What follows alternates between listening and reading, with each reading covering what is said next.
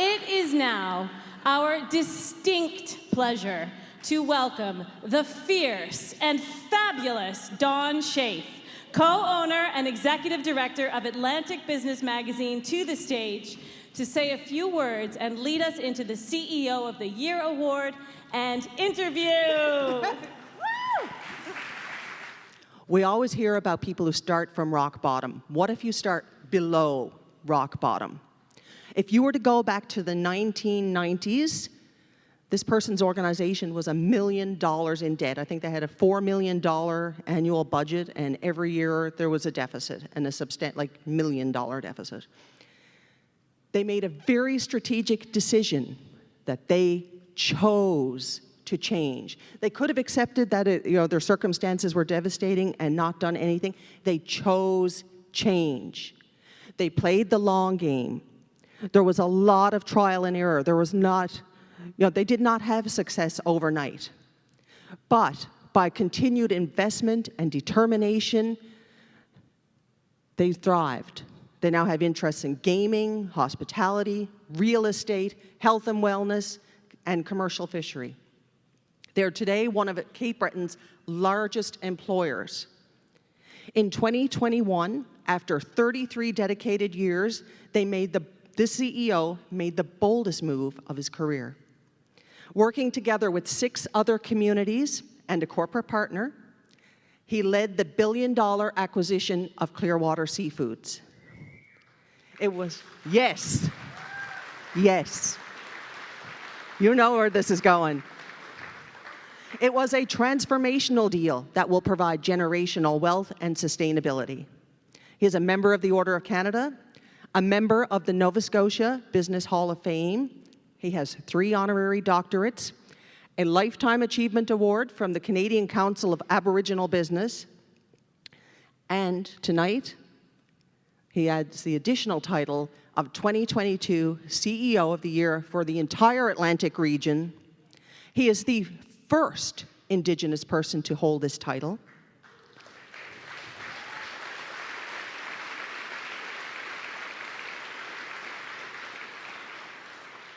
And of course, I'm talking about the CEO of Membertou Development Corporation and the leader of Membertou First Nation, Chief Terry Paul.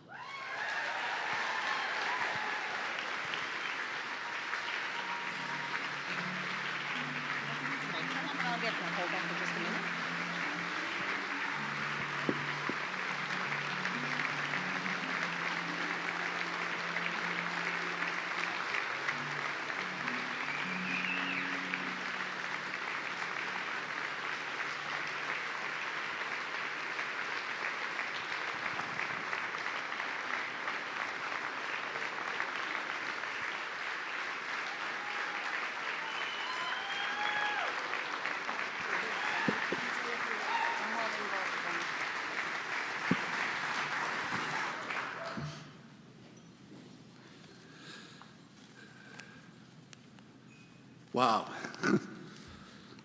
Absolutely amazed. What I know now is that you like me. You really like me.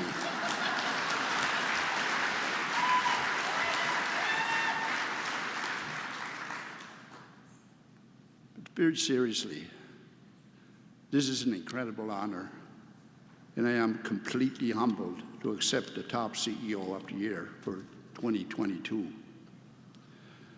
As I look around the room, I am inspired by all of you and what you've accomplished to be here tonight.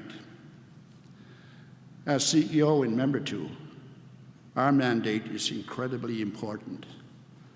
The operation of our development corporation directly supports our community, and they have and always be our greatest stakeholders. So I first want to thank my incredible community of Membertou for trusting me over the last 4 decades to lead them with honor.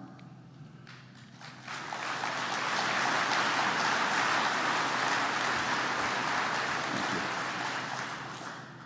My goal is to create generational wealth that will ensure our Mi'kmaq community doesn't face hardship in the same way that we did when I was a young person.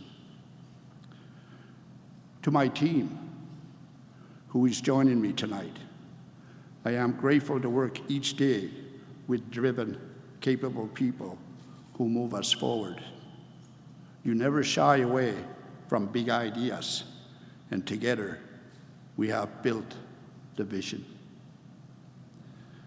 Thank you to my wife, Tracy, my children and grandchildren, who are the light that have kept me going all these years. And finally, to everyone here tonight, this award is proof that Indigenous people and organizations across the country are valuable in the business community.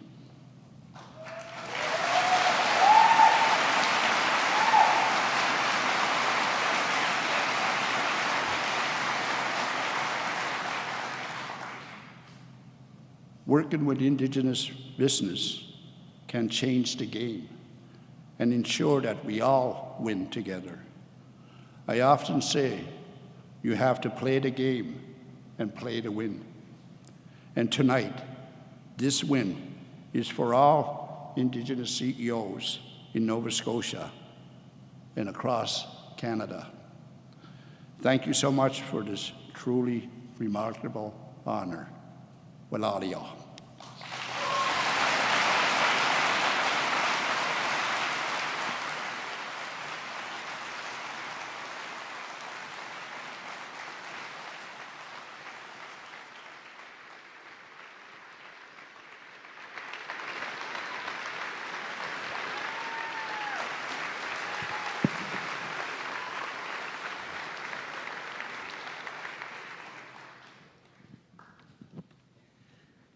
So something we started doing a couple of years ago was having a little sit-down chat with the CEO of the Year on stage, impromptu. Surprise! No, really, I'm just absolutely, I'm honored for sure, but I am absolutely surprised, to win such an honor. And I just really, it take a while to sink in, I think. And, when I talk to my wife tonight, it's going to be a really good discussion. No pressure. So, how are you doing? You're good? Yes, doing really well. Excellent, excellent. So just, I guess, thinking, I have cue cards here. I hope I have them in the right order still. Yay. All right, here we go. So, I guess thinking to Membertou as you grew up, when you started this initiative, right now you're very much at a high point for your community. Membertou was not always so prosperous. I would say the opposite of that. When you go back to the years of debt and not having access to jobs in the mining sector or with the steel plants. So you've certainly come a long way, and it's taken 33 years, but I just want to visit for a second what it was like for you growing up in Membertou. I know that Donald Marshall was someone you almost considered a brother. You were very close to him. You knew him well growing up. What kind of impact did that have on you in your formative years? Well, one thing in Membertou, and it was a lot like a lot of Indigenous communities across the country, for sure. And we faced certainly a lot of discrimination for no real reason than, I guess, people's fears of Indigenous people, and that's been sort of like our history, like throughout the country, and it's unfortunate. But we didn't want that holding us back. Like, I often said in my speeches on Membertou that it was actually a road one way in, and I've often said no way out. We wouldn't even, we wouldn't have, which is common in other communities. I said you'd have pizza delivery and you'd have taxi drivers, but they wouldn't come up because they were too afraid. or even the police wouldn't come. I mean, the only time they did come is when they came to arrest someone. So it wasn't a good atmosphere for sure, and a good place to be. But I always felt that I didn't want that holding me back. And I know that if you treated people respectfully, and you did it often enough, people would finally do the same.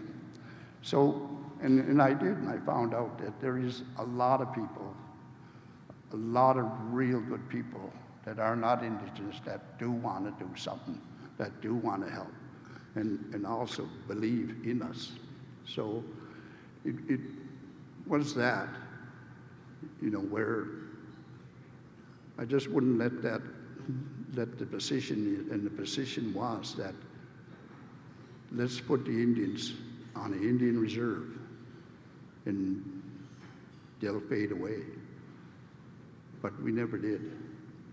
And we're here today.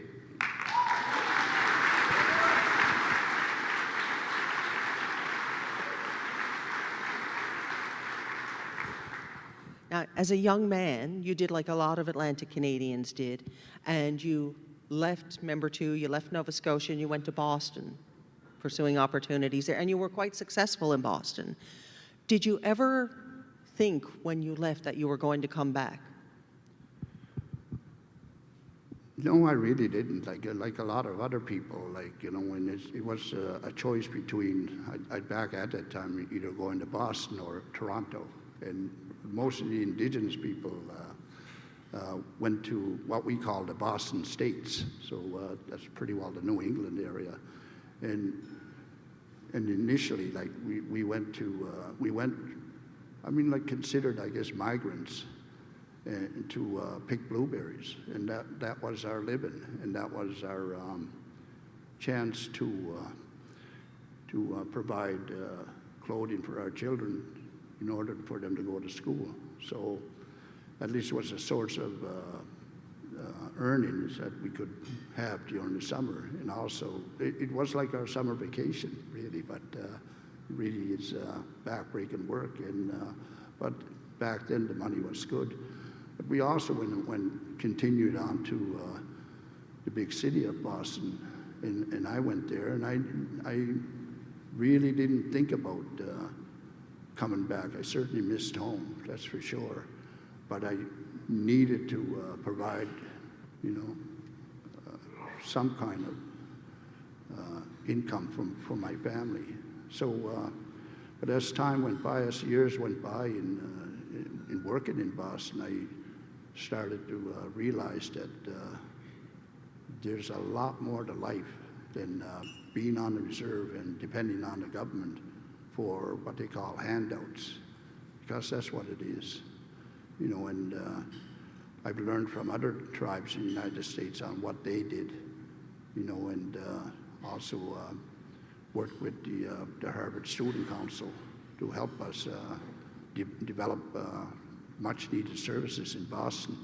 But I learned from other tribal chiefs at the time, and it was a really important education to me because of how they did things and what they did with not only with government but with business, and that was kind of brand new to me, But and the tribal chiefs there worked hard to establish credibility and respect from government officials and the business community.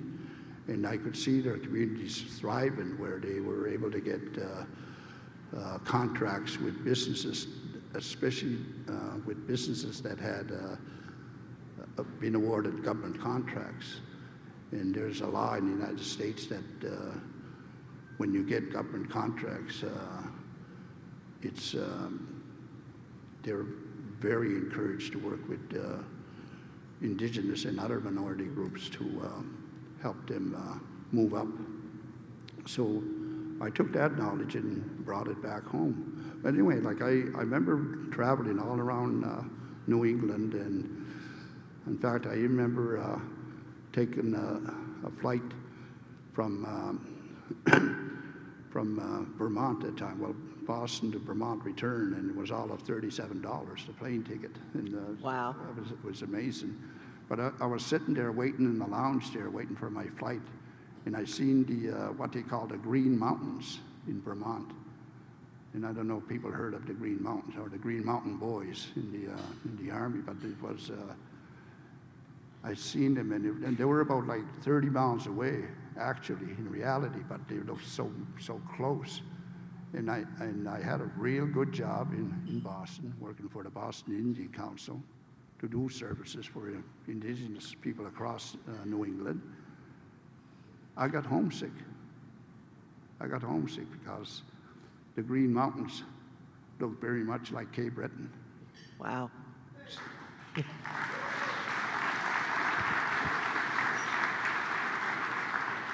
So I decided then and there that I'm going to move back home and help my people.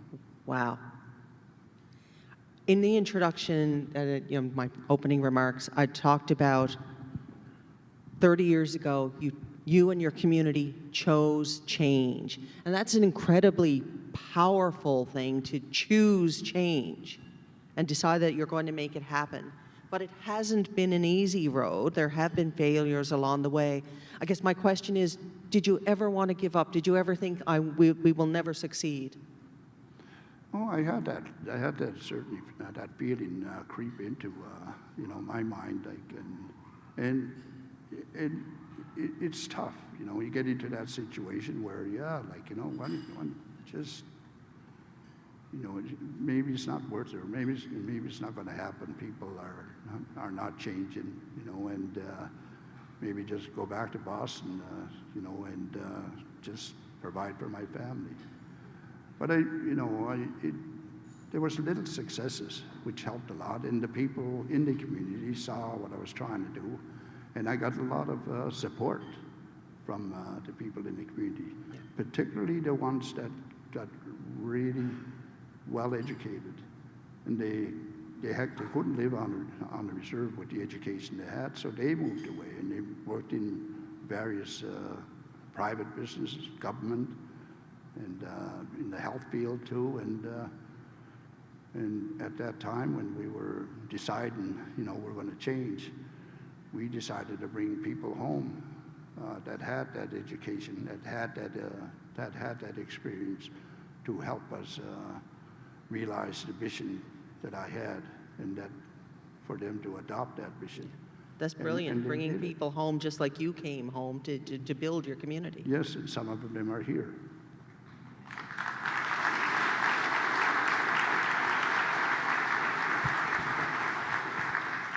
So thinking about all the lessons learned from your experience as a CEO of Membertou, and of course now Clearwater, do you see any of the, lessons learned from the one experience that you plan to apply to this new enterprise? Oh, definitely, for sure. We're in a growth mode. We're in a growth mode right now, and it's absolutely amazing on what we've been able to do. With, of course, our management team is an excellent team, and I wouldn't change them for any other team. And they helped us grow the company, even this short time that we've owned it. We've increased our bottom line, let's say, almost 30%. So it's really a really going concern. We have a lot of good opportunities that are here in this country, and we are busy working on trying to make sure that we get a piece of that. Right.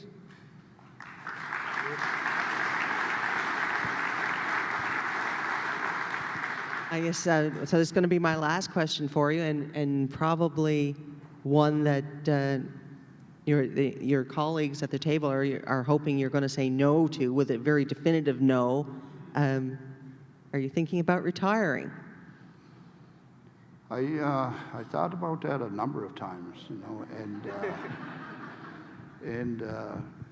I remember back then, I guess I was feeling sorry for myself, and I was telling some of the councillors, like, oh, this is my last term.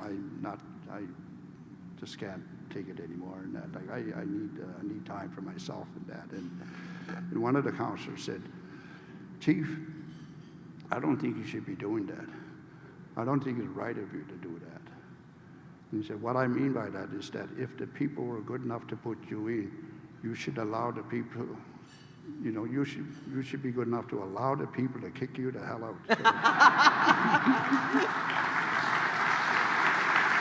Chief, very tall people. Thanks so much. Congratulations.